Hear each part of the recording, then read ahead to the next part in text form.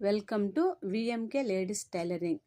మనం శారీకి ఫాల్ కుట్టే ముందు ఫాల్స్ని ఈ విధంగా వాటర్లో వేసేసి కాసేపు నానబెట్టాలి. అంటే ఒక 2 మినిట్స్ దాకా నానబెట్టాలి.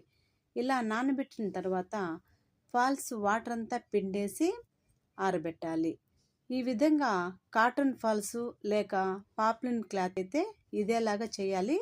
సిల్క్ అయితే ఇలా చేయాల్సిన అవసరం లేదు, డైరెక్ట్గా కుట్టేయచ్చు.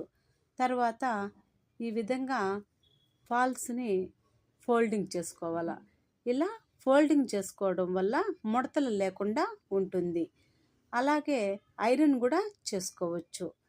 ఇలా చేసేసిన తర్వాత కాసేపు ఒక 2 మినిట్స్ దాకా పక్కన పెట్టేయండి.